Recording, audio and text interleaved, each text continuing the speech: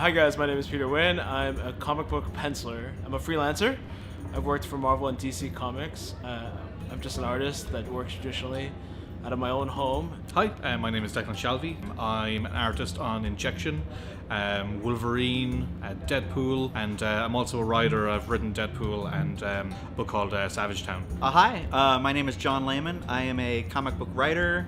I'm sometimes a letterer, I'm sometimes a designer, I've been an editor, I've worked for the big two, Marvel and DC, I've written Batman, I've written Spider-Man, Fantastic Four, Xena Warrior Princess, Thundercats, Godzilla, Judge Dredd. I've been doing comics, I think, since about 95. I'm probably best known for a comic book called Chew, which ran 65 issues, won a bunch of awards, and ended 2 years ago. And I just debuted a new book called Outer Darkness, which is kind of scary Star Trek. I worked on the X-Men a little bit, but I would love to do more with any character that is able to help me tell a good story. I'd be happy to do. I live in California right now, but I grew up in Hawaii.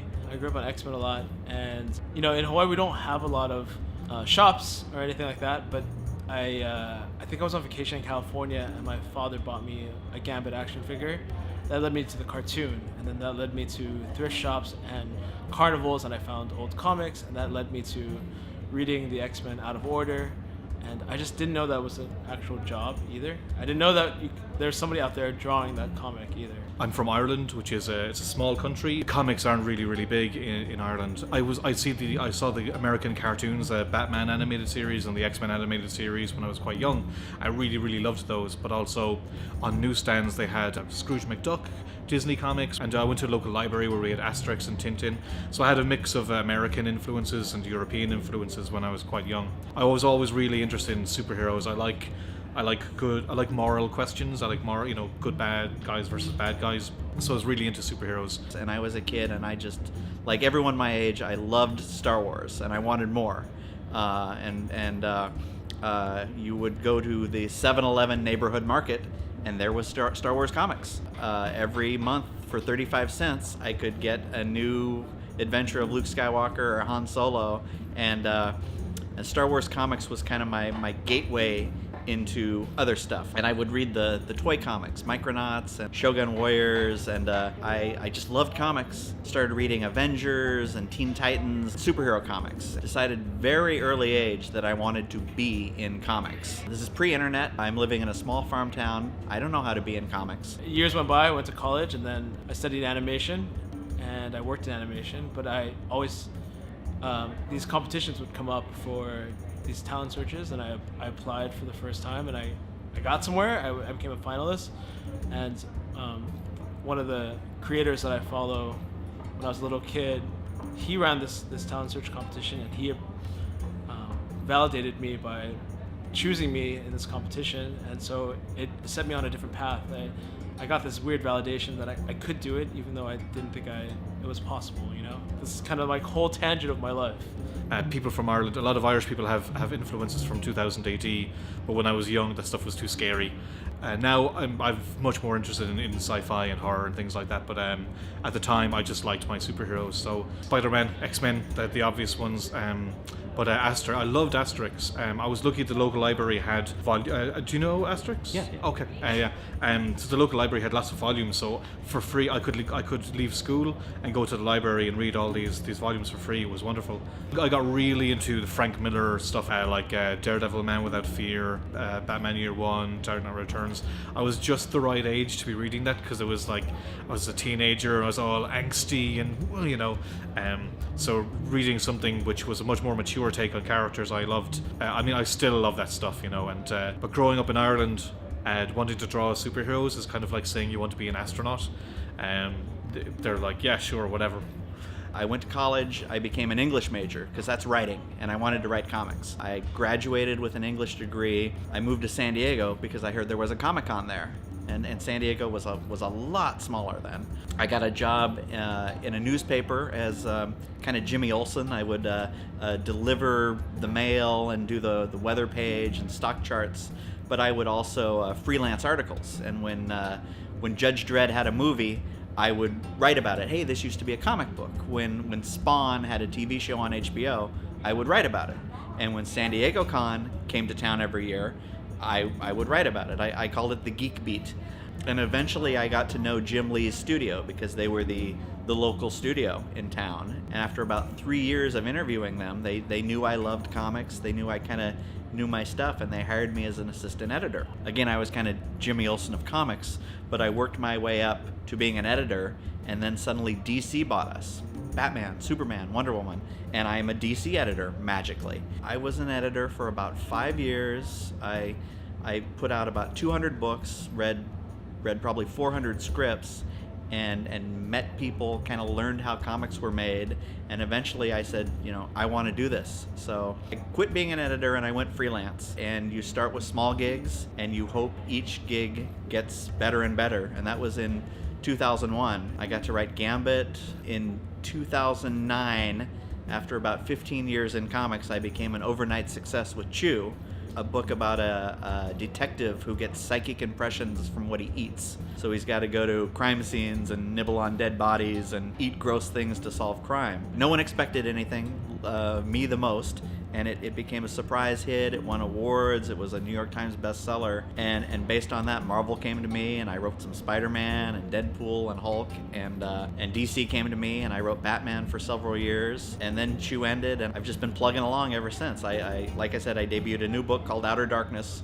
which is Star Trek if space was filled with demons and ghosts and you had to have exorcists on your ship. So it's very much half horror and half kind of conventional science fiction. But I persevered and I kept working. I ended up working in the British small press scene and then did some graphic novels there. Then started working on a book for Boom Studios called 28 Days Later, which was my first work in America. And then I started working for Marvel in comics in 2010 with a book called Thunderbolts. That I kind of graduated through Marvel to do books like Venom, Deadpool, and I did a series called Moon Knight with a writer called Warren Ellis, which was our reinvention of the character. It was very artistically experimental, and it was really well received. And we did so well with that, we decided to do a create-our-own book called Injection. It's like a sci-fi crime, Doctor Who and James Bond and Sherlock Holmes in a contemporary investigation of how they're going to destroy the planet. It's a really weird book, but it's a big graphic novel series, so I've been working on it for the past 3 years. And in between then, I've gotten to kind of like write and draw some projects and do some more stuff at Marvel. So I wrote and drew Deadpool vs. Old Man Logan. I wrote Savage Town, which is something more personal for me. It was an Irish crime. It's a big crime comics fan, so I wanted to do an Irish crime book. So I did it with a friend of mine from Ireland. We did it about this a gangster scene that was happening in Ireland in the mid-2000s. So it's kind of a weird indie project that I did on the side. I kind of, at the moment, I do like big Marvel books, and I do satisfying creator-owned books, and then I do kind of smaller indie creator-owned books. I do a lot of covers as well. I do a lot of Punisher covers and Deadpool covers. I'm very fortunate. I get to write, draw, covers. I have a very eclectic, broad portfolio at this point. Comic books I always thought were a lot of work because you have to play the director, you have to play the actors, you have to play the cinematographer. And animation's a lot of work too, but it's divided up amongst many artists. You guys are like bees in a hive, but comic book artists, they get all the blame and they get all the credit. I thought that was a challenge that I gravitated towards because I thought, kind of like the idea of this is entirely me out there. My tastes have kind of broadened even since then, so I read most comics now. Superheroes, indie. If it's good, I'll give it a go, definitely. I really liked John Layman's new book, Outer Darkness. I just read the first issue. That was great. I love Stray Bullets by David Lapham. Yes, David Lapham. I love that. Southern Bastards, Deadly Class, Runaways, Harrow County, Saga, or anything Ed Brisson does. I'm a big fan of Ed Brisson's creator-owned work, especially. I just read The Dregs, which is really good. I'm in the middle of reading 4 Kids Walk Into a Bank. That's really good. There's a lot of creators who are at Marvel now doing like X-Men and stuff who have done a lot of creator-owned stuff, and I like doing some research and finding out like their earlier stuff. It's always really interesting. The crazy thing about the internet now is that you don't have to be in New York City to work on a big title. As long as your portfolio is strong and it's out there, editors are checking social media, they're checking all these things, and they don't need you to fly in to work. So I think as long as you are not scared and ready to put yourself up online, you're going to be put against a lot of like viewership, and you're also going to get a lot of criticism, but you're going to have to move past that and just try your best to put yourself out there and try to be the best artist you can be. And it doesn't really matter anymore about your location, you know. As long as you are a great storyteller, I think, you know, just try to be the best storyteller you can be, and I think they will find you. You know, I don't think any ocean can stop them. So yeah, that's my only advice. And draw a lot. Yeah.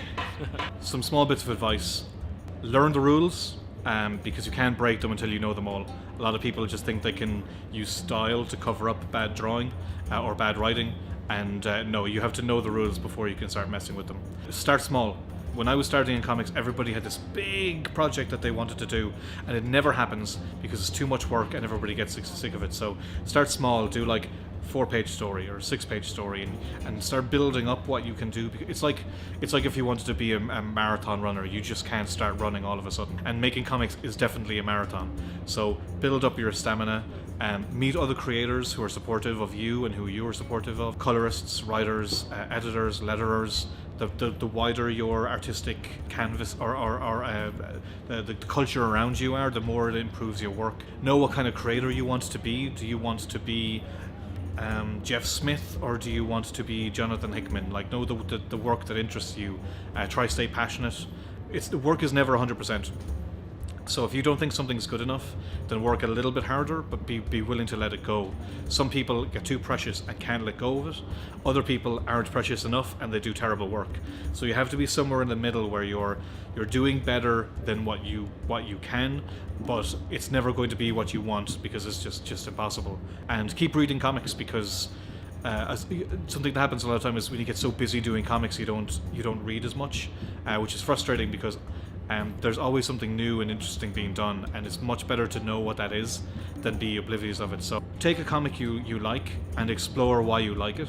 Take a comic you don't like and explore why you don't like it. Sometimes knowing what you don't like actually helps you more than knowing what you do like. I hate to sound like the old man here, but I feel like getting into comics is easier now because there's the internet. When I was a kid, again, I would drive 3 hours to meet a comic book creator. Now you can follow your favorite creators on Instagram or Facebook or Twitter, and you can actually talk to creators. And with the internet, it doesn't matter where you live. I used to kind of live close to San Diego or New York or where the publishing was. Now, thanks to the internet, you can live in India or China or wherever. As long as you've got high-speed internet and a scanner, anybody can be in comics. And I feel like comics is stronger for it because there's so many voices now, and there's so much potential. When I was a kid, nerds were the guys who everyone would beat up, and now being a nerd is cool. And I go to comic book cons everywhere in the world, and they're all kind of the same. The celebration of nerddom and geekdom and pop culture. It doesn't matter where you are. You know, the cosplayers are the same. The enthusiasm is the same, and I just love comics, and I'm grateful to be here. And so thank you.